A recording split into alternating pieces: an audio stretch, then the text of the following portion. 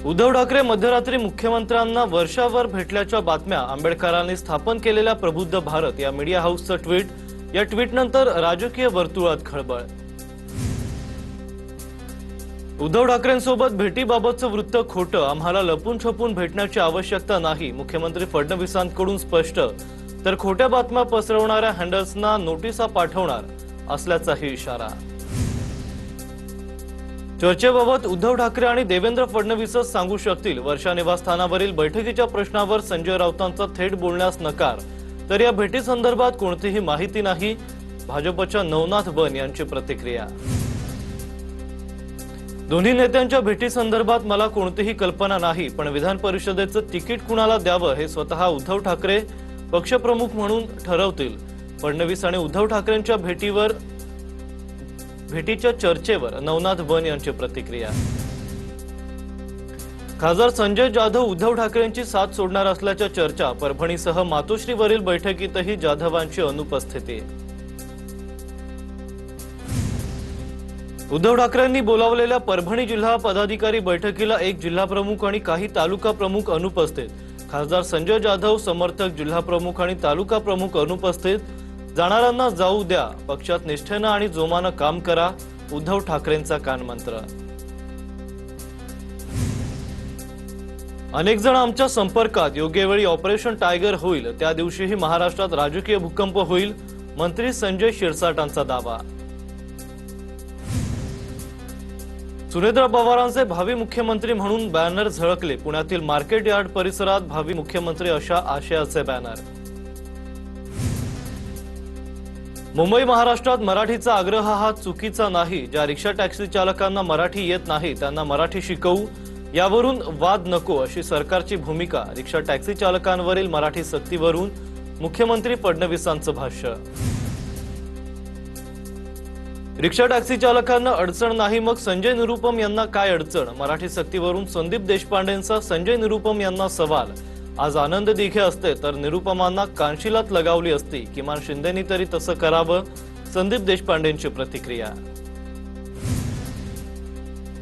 मला शिवसेना मनसेत वाद होऊ द्यायचा नाही, मराठी भाषेला विरोध नाही, फक्त रिक्षा चालकांचा परवाना रद्द करू नका, शिंदेच्या शिवसेनेचे नेते संजय निरुपम यांची भूमिका।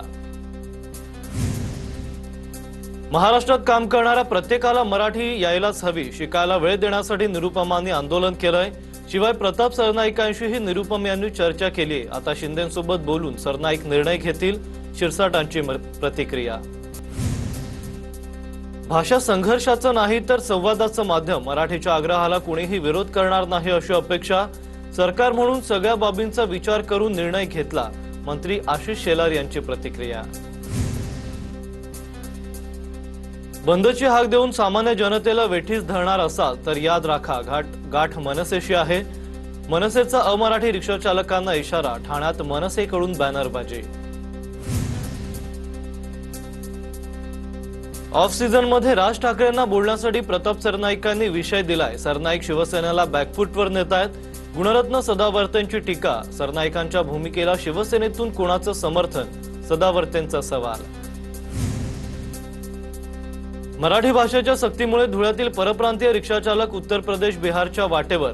या सक्तीमुळे मुंबई, नालासोपारा आणि उपनगरांमधील अनेक परप्रांतीय रिक्षाचालक परतीच्या वाटेवर। मराठीचं ज्ञान असलेल्या रिक्षा टॅक्सी चालकांच्याच परवान्यांचं यापुढे नूतनीकरण होणार, परिवहन विभागाचा निर्णय। यावेळी संबंधित रिक्षा टॅक्सी चालकांच्या चारित्र्याचीही तपासणी केली जाणार। कल्याणमध्ये अमराठी रिक्षा टॅक्सी चालकांच्या संपाविरोधात मनसेची स्टिकर मोहीम। ते संपावर ठाम, आम्ही मराठीवर ठाम, बॅनरबाजी करत मनसेचा इशारा। स्टिकर्स मोहिमेला अमराठी रिक्षा चालकांचाही पाठिंबा।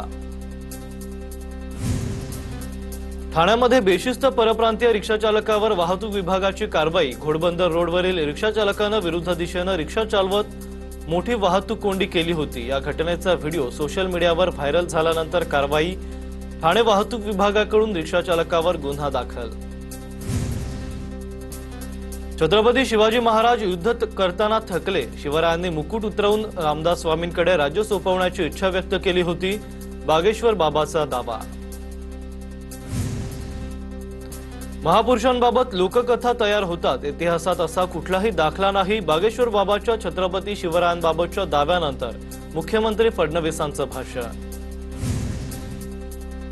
छत्रपतींचा अवमान करणाऱ्यांना झोडावंच लागेल, आता शांत बसून चालणार नाही। वाचाळवीरांना फटकेच द्यावे लागणार। बागेश्वर बाबांना केलेल्या वक्तव्यावर मनोज जरांगेंची प्रतिक्रिया। गोवा बाबांना अध्यात्म सांगावं, मनाला वाटेल तसा इतिहास सांगत बसू नये। बागेश्वर बाबांना केलेल्या वादग्रस्त वक्तव्यावर माजी खासदार संभाजीराजे छत्रपती यांची ट्विट करत प्रतिक्रिया।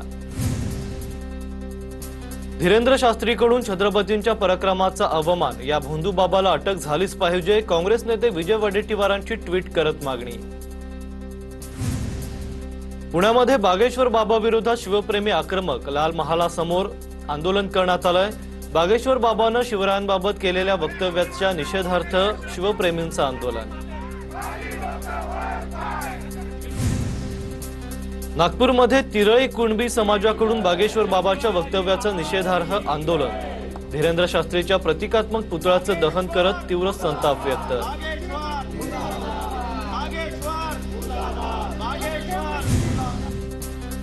छत्रपती संभाजीनगरमध्ये बागेश्वर बाबाच्या विरोधात तक्रार दाखल। शिवप्रेमींच्या भावना दुखावल्याप्रकरणी सिडको पोलीस ठाण्यात तक्रार। मराठा मावळा संघटनेच्या वतीनं गुन्हा दाखल करण्याची मागणी। राज्यभर आंदोलन करण्याचा मराठा मावळा संघटनेचा इशारा।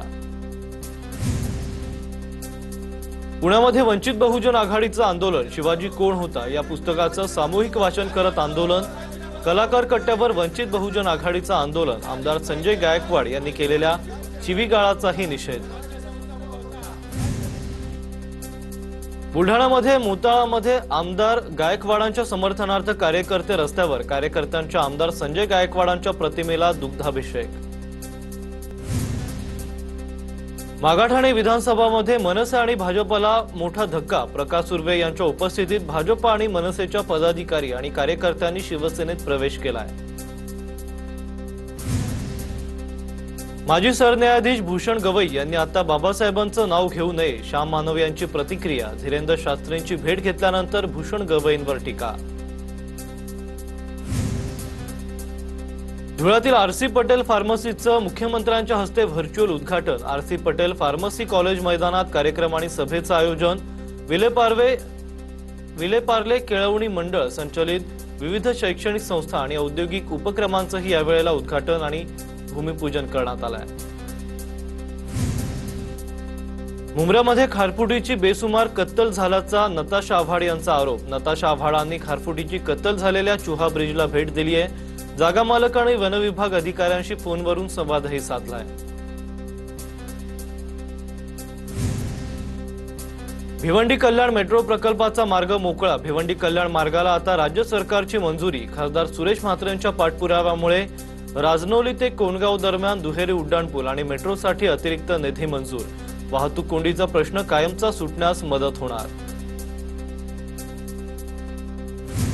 पुण्याच्या भोर तालुक्यात उन्हाचा तडाखा वाढल्यानं मेंढपाळ आणि मेंढ्यांचे हाल। चारा पाण्याचे स्रोत आटल्यानं डोंगर दऱ्यात भटकंती। पाण्याच्या कमतरतेमुळे मेंढपाळांपुढे मोठं संकट उभं ठाकलंय।